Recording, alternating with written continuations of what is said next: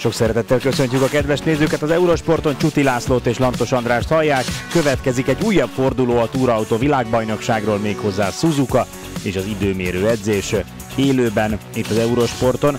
A szuzukai pálya továbbra sem teljes egészében képezi a bajnokság részét, hanem amint itt láthatják, sajnálatos módon megint az alig több mint 2 kilométer hosszú Suzuka East pályán rendezik a versenyt. Ez gyakorlatilag azt jelenti, hogy eljönnek a célegyenesben, megcsinálják a kis kanyargós részt, és ahelyett, hogy elindulnának a szuzukai pálya legizgalmasabb része felé, visszafordulnak a célegyenesre.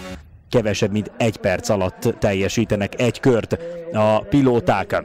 Egyelőre süt a nap, ez jellemző volt az egész hétvégére, és ami a legfontosabb, hogy Mielis Norbiéknál egyelőre úgy tűnik, hogy minden a legnagyobb rendben. Mind a két szabad edzésen jól muzsikált az autó, a másodikon ráadásul a harmadik helyet tudta megszerezni Norbi legjobb hondásként, úgyhogy egyelőre úgy tűnik, hogy minden rendben a Honda hazai versenyén.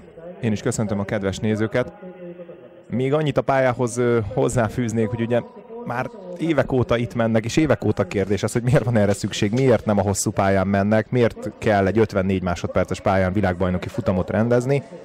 Van erre több találgatás, de igazából én azt gondolom, hogy ennek anyagi oka van, és mint általában mindennek ez is azon múlik, hogy ezt a részét tudják úgy kibérelni, illetve ezt a részét tudják úgy hasznosítani a pályának, hogy egy részről látványos legyen, más részről pedig az aszfaltcsíknak ez a része talán olcsóbb.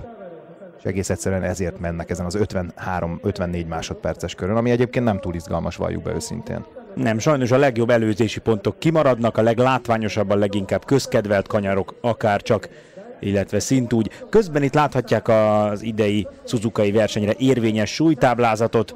A futamgyőzelemnek, a szonomai futamgyőzelemnek köszönhetően a Hondák 10 kilóval nehezebbek lettek, tehát most már csak 20 kiló a különbség a Honda, illetve a Chevrolet között.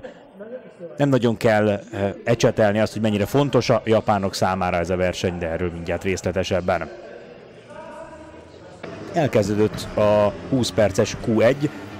Esetleg vannak friss nézők, akik még nem ismerik pontosan a WTCC szabályait. Ez alatt a 20 perc alatt a legfontosabb dolog, hogy Mielis Norbi bekerüljön a legjobb 12 közé, mert a legjobb 12 folytathatja majd a Q2-ben. Közben itt talán sokak számára meglepő, hogy nem 3, hanem 4 Honda Civic jön ki a box utcából. Ez a bizonyos szürke, piros, fehér festésű autó, ez az a 2012-es Civic, amivel tavaly az utolsó 3 versenyen indult Montero, és amivel idén februárban Norbi Cremona közelében tesztelt. Ez a prototípus, és erre a futamra Takuya Izawa, egy japán pilóta, aki jól megy a japán Super GT bajnokságban, kibérelte ezt a kocsit, tehát most 4 Honda a mezőnyben. És nagyon leleményesen és agresszíven már ott lihegett a 2 gyári Honda mögött. Norbi előtt. A Coronellék megint taktikáznak szokásukhoz híven, amire nagy hangsúlyt kell fektetni. Láthatjuk, hogy többen sem jöttek ki, többen is úgy döntöttek, hogy később kezdik meg a gyorskört. Szóval amire nagyon oda kell figyelni, hogy ez egy 2,2 km hosszú pálya, és jelenleg 30 fős a mezőny. Úgyhogy forgalom lesz rettenetesen nagy. Ráadásul elindult az Ázsia kupa, ami azt jelenti, hogy a jelenlegi mezőnyben van egészen pontosan 4 darab régi szívó motoros, szívó 2000-es motorral szerelt autó, amik olyan jó 1-1,5 másodperccel lassabbak, mint az 1.6 turbósok. Úgyhogy még a második szabad edzés után Ivan Müller mondta azt, hogy rettenetesen oda kell majd figyelni arra, hogy az embernek jusson tiszta kör.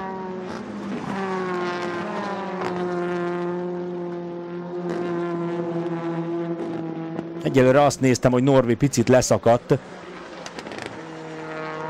Izawa mögül.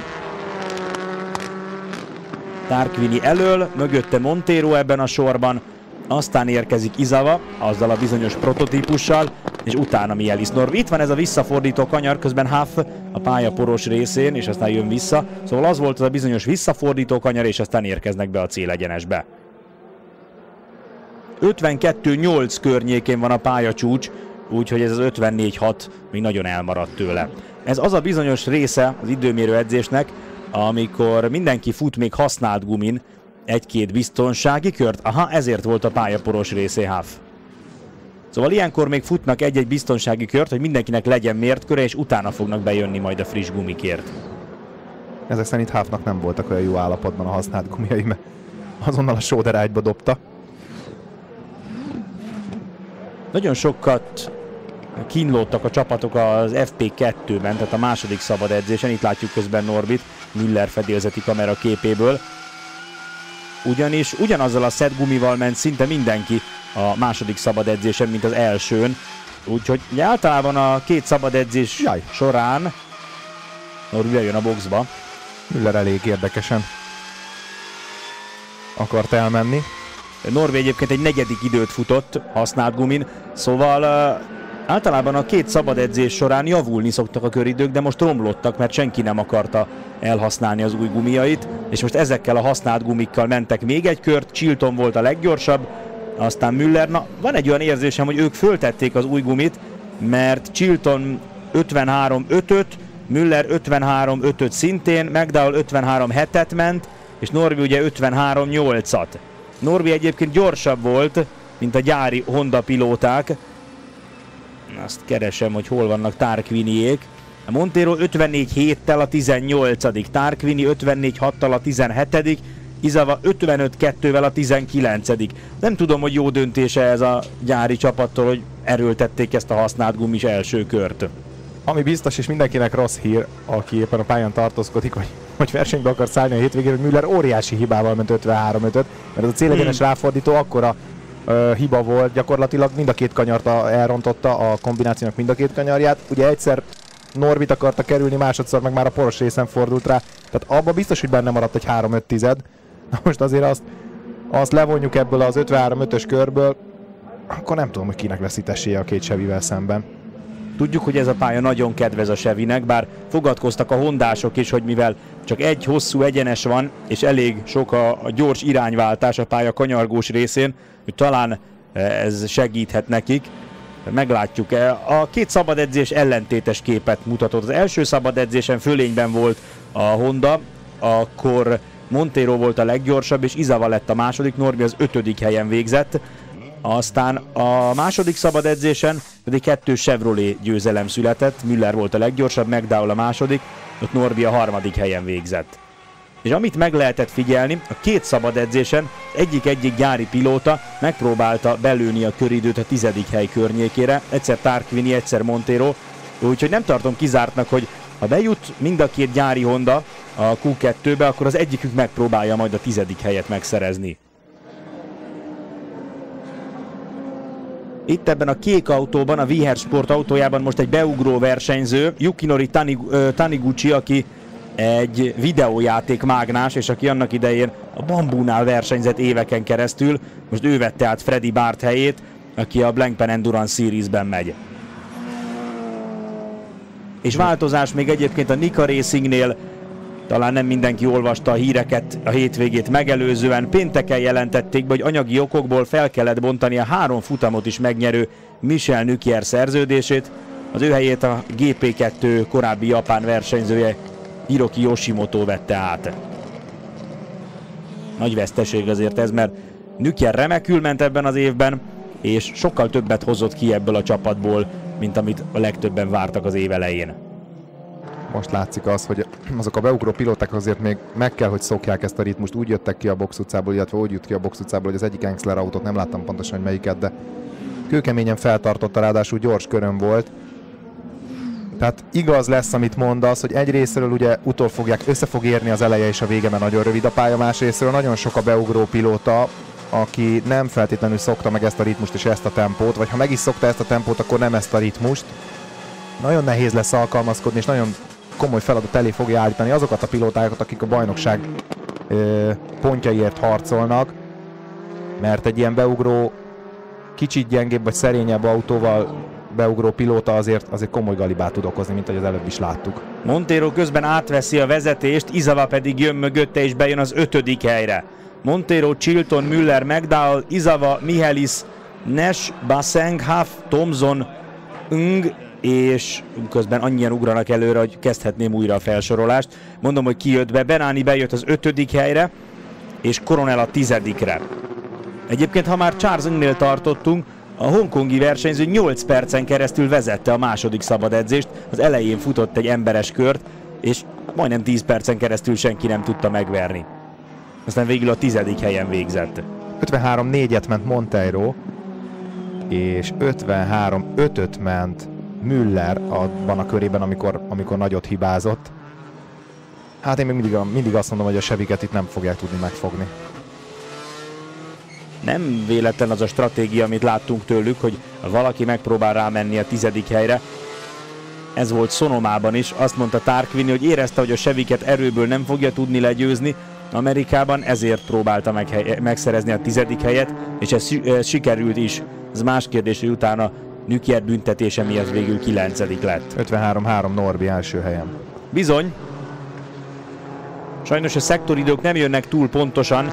Suzukából ezt már a szabad edzések során is megszokhattuk. De ez az 53-3, ez elég lesz a Q2-höz szerintem. Jelenleg az első és a 12. között 7 másodperc a különbség. Ezt akartam még mondani az időmérő edzés kezdete előtt, hogy ezen a rövid pályán a legkisebb hiba is megbosszulja magát, ugyanis általában az első 15-17 versenyző szokott 1 másodpercen belül lenni. Sok esetben 1000 másodpercek választják csak el a pozíciókat, úgyhogy egyszerűen nem lehet rontani. Vagy egy rontással akár 5-6 helyet is veszíthet az ember. Mone, aki ment egy nagyon érdekes, fura kört még az FP2-ben, gyanúsan jó volt az a köridő, és mindenki azt fejtegette, hogy valószínűleg a spanyol föltett egy új vagy újabb szettgumit. Hát egyelőre a jelenlegi állás is ezt támasztja alá, mert hogy Mone most csak a 17. Mit van Taniguchi? És így állunk, közben Oriola bejött harmadiknak.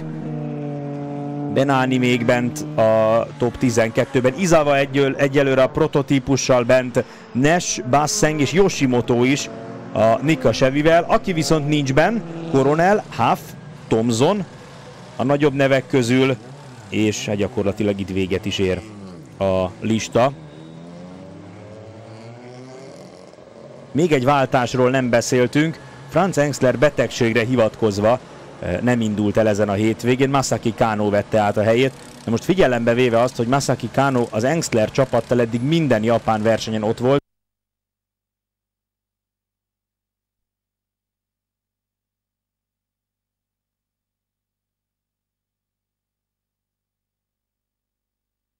sincs jó formában idén Engstler, miközben Boardman a képen.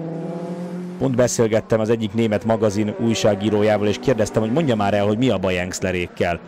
Azt mondta, hogy azt meg nem tudja mondani, hogy mi a probléma, de nem tartja kizártnak, hogy egyszerűen elege lett Engstlernek abból, hogy nem megy neki idén. Emlékezz rá, 2 éve még futamot nyert Oschersleben, most pedig az idei évben egyszer jutott csak be a Q2-be.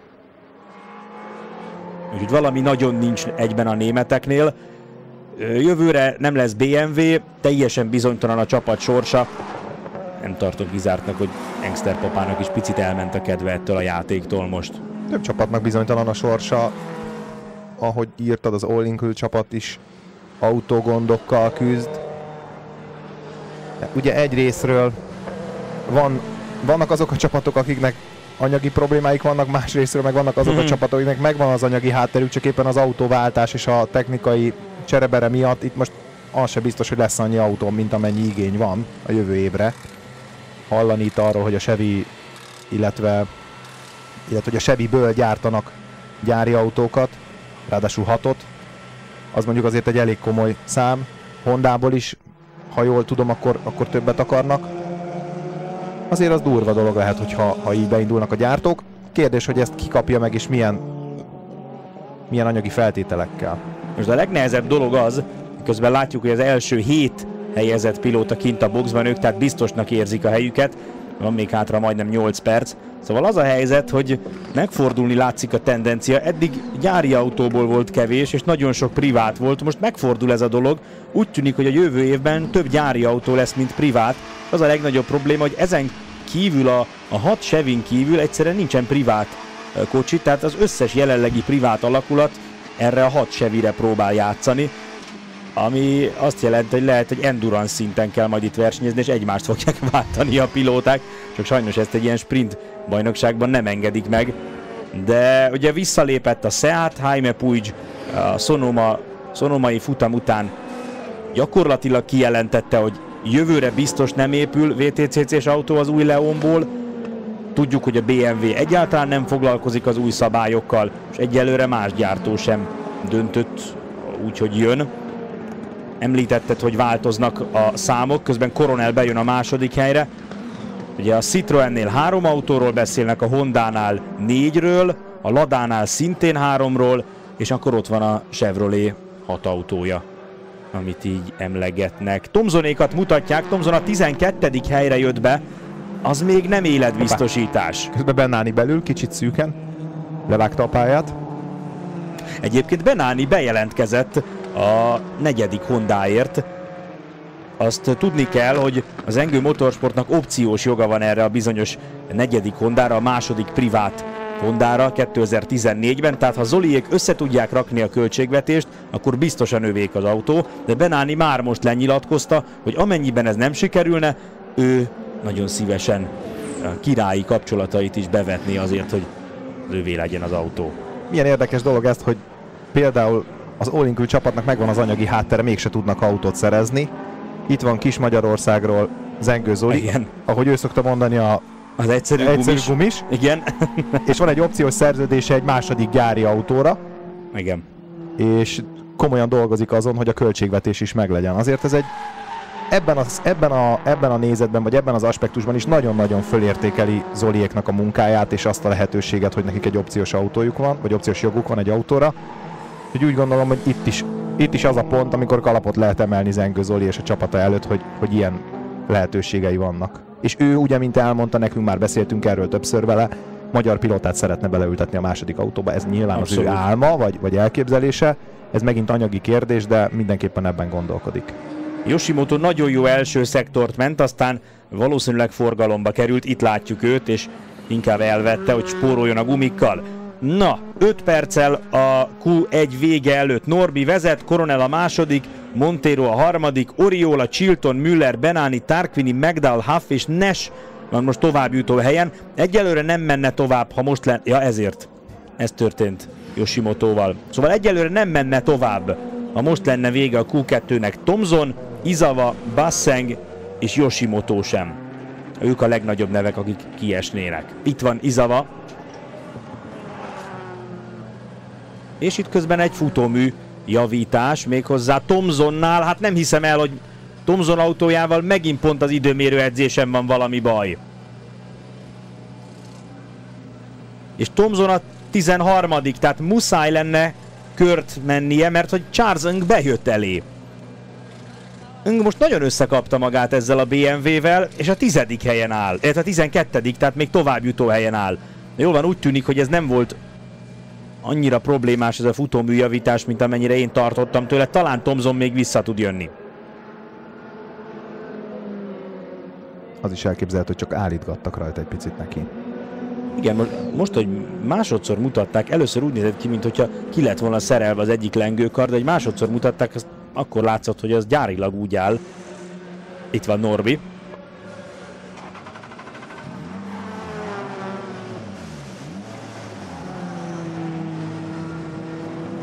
Ugye itt Japánban lehet látni, hogy japán írásjelekkel is felkerültek a versenyzők nevei az autókra. Müller közben egy jó első szektor.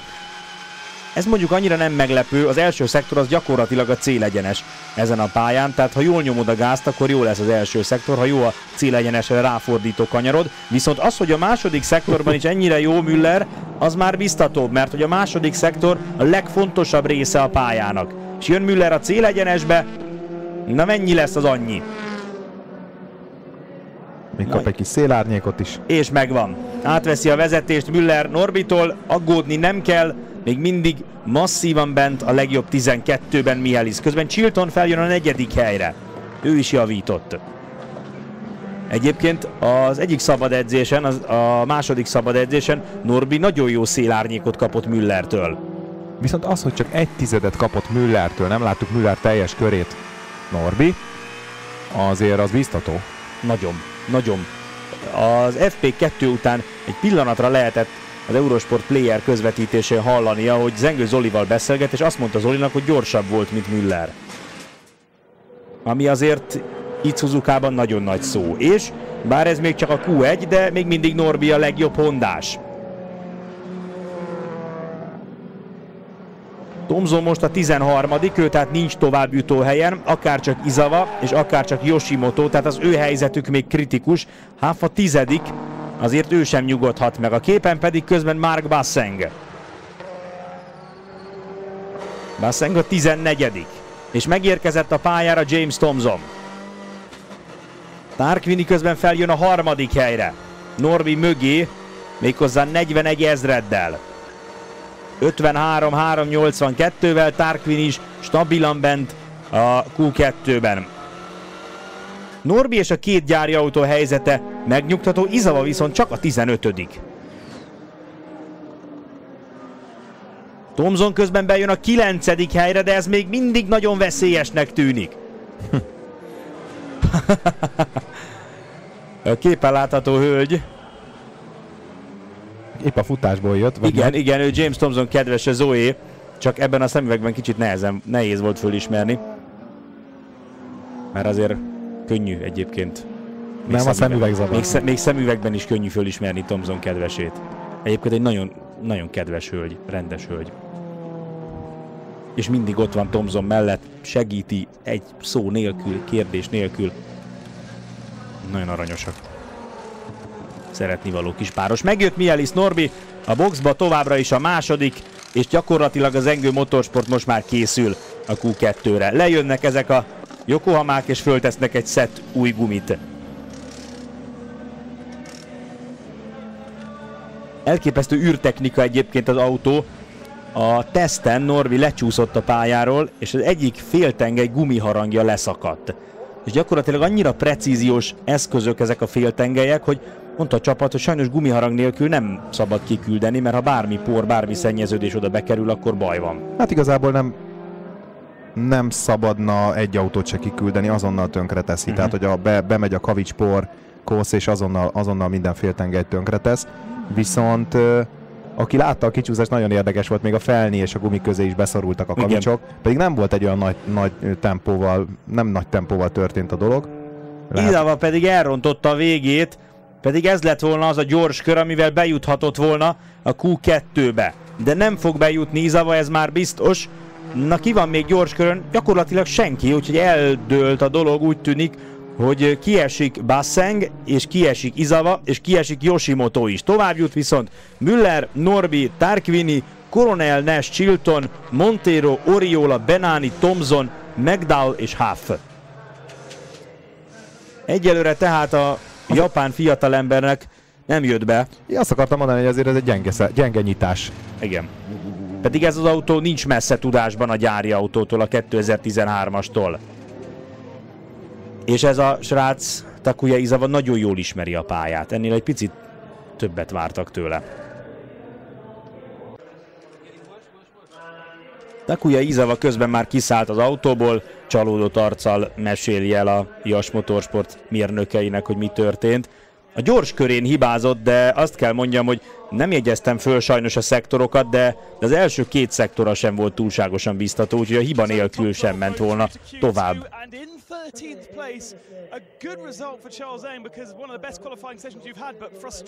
Nagyon bosszantó lehet, hogy a 13. helyen végeztél.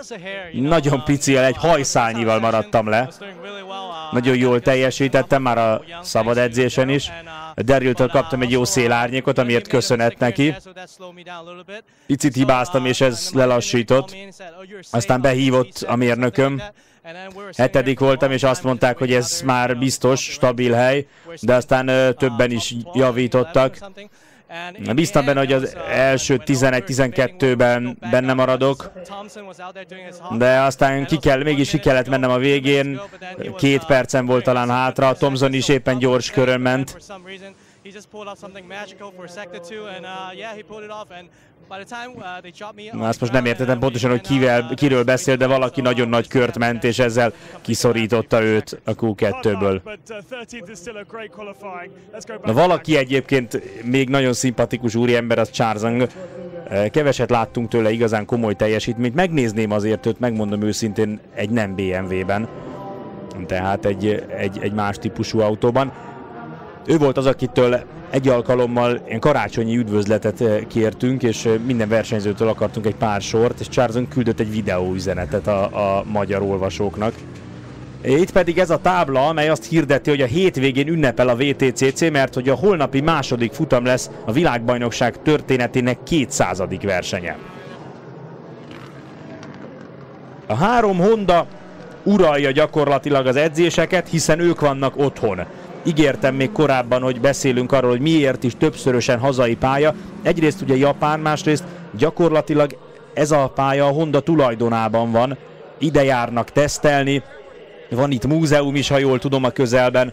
Norbiékat elvitték a Honda gyárba, azt is megnézték itt Japánban, tehát több szempontból is nagyon fontos ez a hétvége a Honda számára, és a szonomai győzelem után valami hasonló az elvárás idehaza is. Thomson közben nem jött ki, ő vár, és megpróbál majd tiszta pályára kijönni a Ladával. Ennyi egy kör.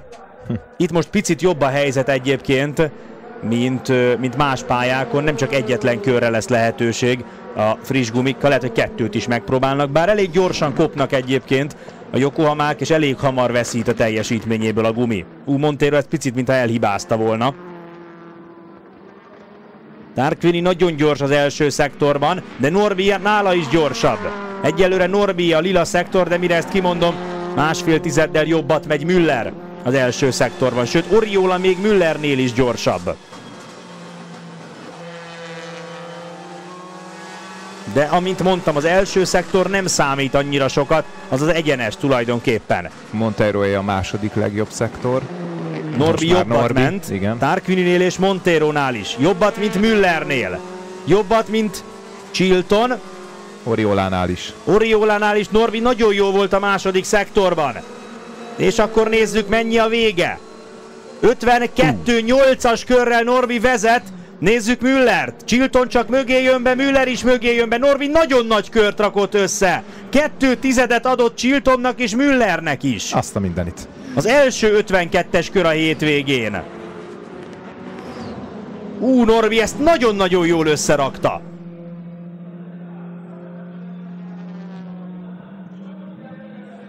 Nagyon figyel Andrea Adamo. Thomson még mindig benne a boxban. Norbi az élen, aztán Chilton, Müller, Nash, McDowell, Montero, Oriola, Tarquini, Coronel, Benani és Humph, és lehet, hogy Tarquini megint egy picit a 10. hely környékére játszott, mert megint arra jár. McDowell közben nagyon nagyot gyorsul, az első szektorban 2 tizeddel volt jobb, mint Norbi. De a második szektor már nem annyira jó McDowell-től. Jól van, ezt a kört gyakorlatilag Norbi fogja az élen zárni, mindenki jön be friss gumiért, egyetlen kört lehet menni a friss gumikon, onnantól kezdve vége. Na, mit szólsz ehhez, Laci? Szóhoz se jutok. Azért ezt oda tette Norbi.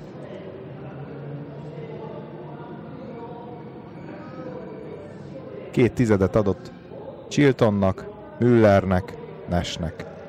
Ezt nem fogod elhinni, egyetlen 1000 másodperccel marad el a körrekordtól. 52-8-85-öt ment tavaly itt menü, Norbi most 52-8-86-ot. Úgyhogy innen is látszik, hogy mennyire ütős ez a kör. Norbi a Hondával ott tart most, mint tavaly a full gyári Chevy tartott Alain Menüvel.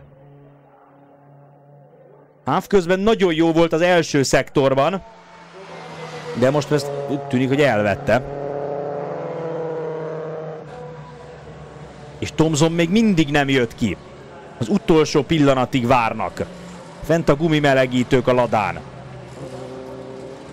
A Ladával kapcsolatban az a hír járja, hogy jövőre meg lesz a harmadik autó is, és hogy Thomson mellé egy másik nagyon tapasztalt versenyzőt szeretnének igazolni.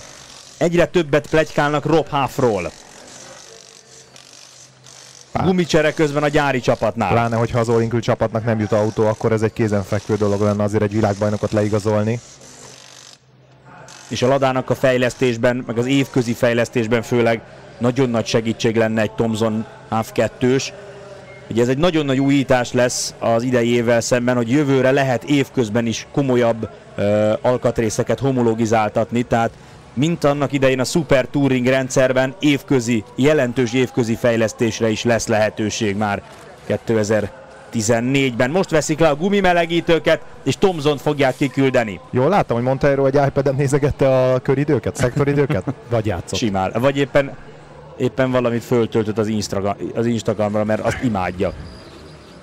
Állandóan fotókat tesz közzé. Vagy valami autós játékkal játszott. Mindenki vár egyébként. Oriola megy először. Thomson is vár, egyelőre nem küldték ki, mert valakitől szélárnyékot is kéne kapni. Marco Calovolo, a versenymérnöke figyel. Oriola az első, aki kijön. Hát nagyon kíváncsi leszek. Gyakorlatilag kimondhatjuk, hogy ahhoz, hogy valaki megverje Norbit, ahhoz pályacsúcsot kell futni. Várnak a hondások is. Itt van Norbi. Óriási volt az a kör, de azért tartok tőle, hogy Müllerben, Chiltonban még van egy pici. De mennyi? 2/10 a különbség. Kijön McDowell, és McDowell lesz szerintem az ideális szélárnyék Thomsonnak.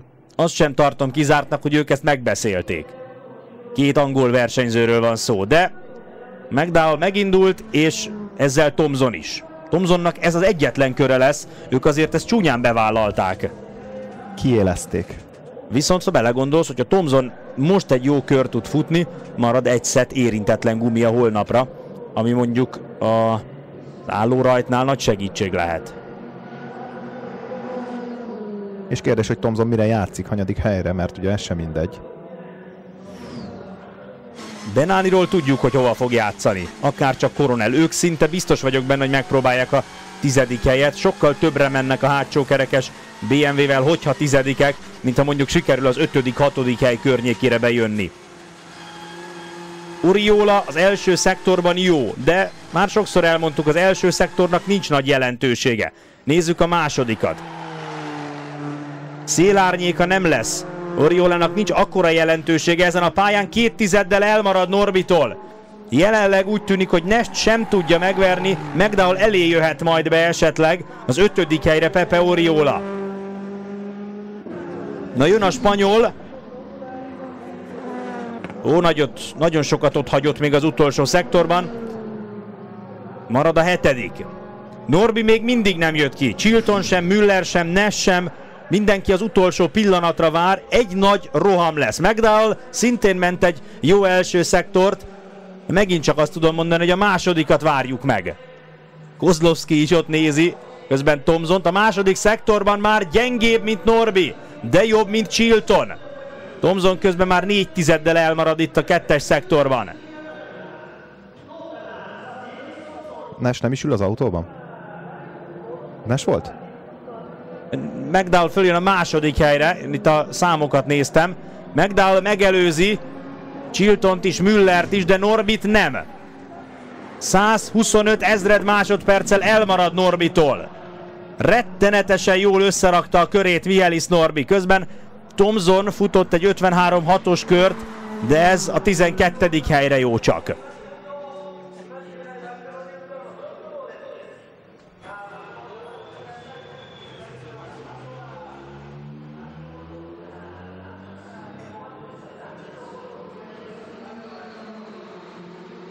Nem akarom elkiabálni a dolgot, csak úgy szépen csöndben azért megjegyzem, hogy egyetlen egyszer szerzett pole-pozíciót Michaelis Norbi pályafutása során, tavaly a Szlovákia ringen. Most fognak kijönni az utolsó rohamra, illetve már kint vannak az utolsó rohamra.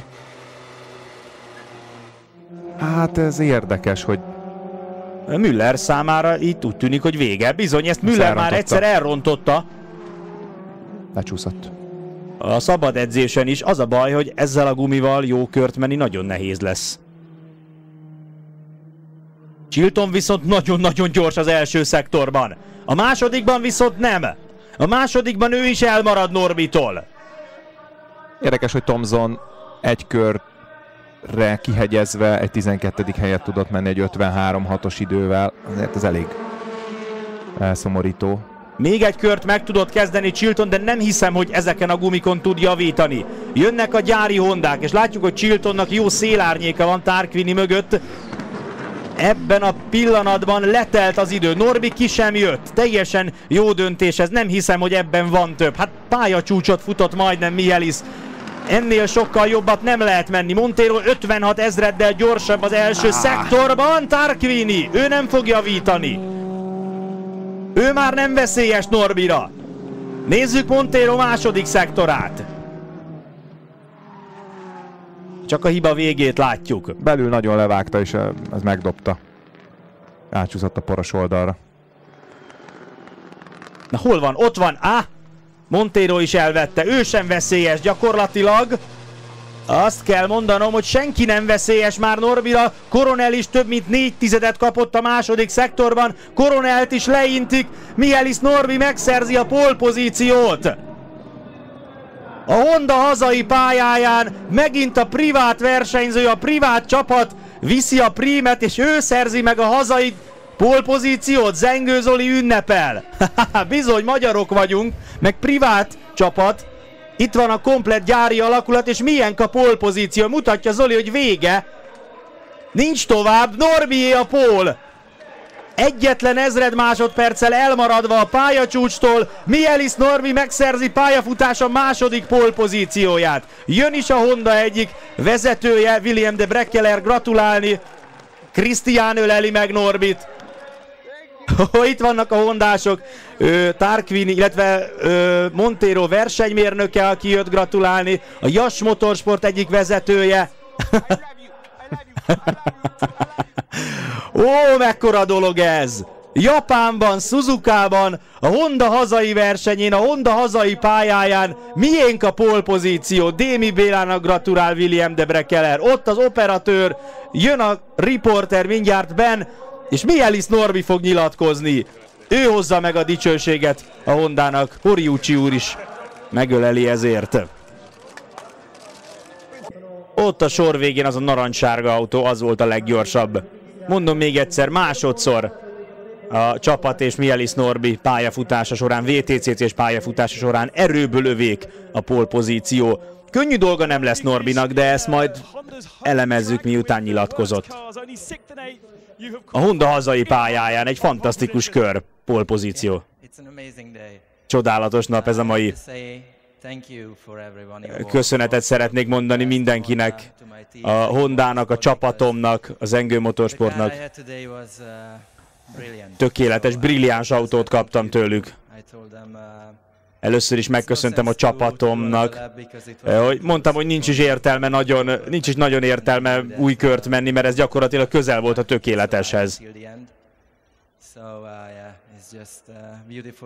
Csodálatos, szép nap ez. A legfontosabb holnapi első verseny lesz. Csak arra gondolok. Jó esélyeink vannak. A szabad edzésen csináltam egy hosszabb etapot, és jól viselkedett az autó. És gumit is tudtál spórolni, mert nem volt második köröd. Igen, ez olyan, mint egy álom. A Q1-ben nem volt tökéletes az autó, de egy picit még finom hangoltunk. Hozzá közben a sapkát.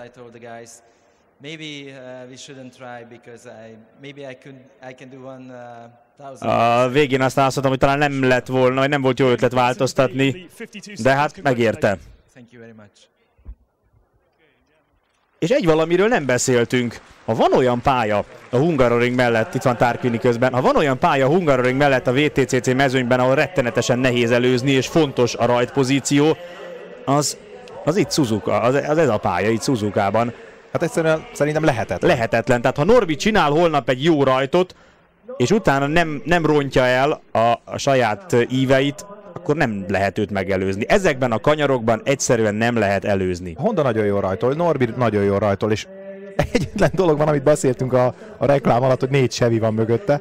Az egy kicsit necces, de De viszont miután ezen a pályán vagyunk, és tényleg lehetetlen előzni, és azért 1-2 tizeddel gyorsabb náluk, akár hogy nézzük a dolgot, simán lehet, hogy egy rajtszétgyőzelem benne van. Benne. Persze azért ez nem egy olyan egyszerű dolog, mint ahogy most mi ezt így elmondjuk és kitaláljuk, de ez egy óriási dolog, és a legjobbkor jött. Nagyon. És a legjobb helyen. Ugye itt beszéltünk már róla, hogy a Honda gondolkodik benne, hogy a... Olaszosan beszélget. Igen, azt nézem egyébként, de nem boldogak.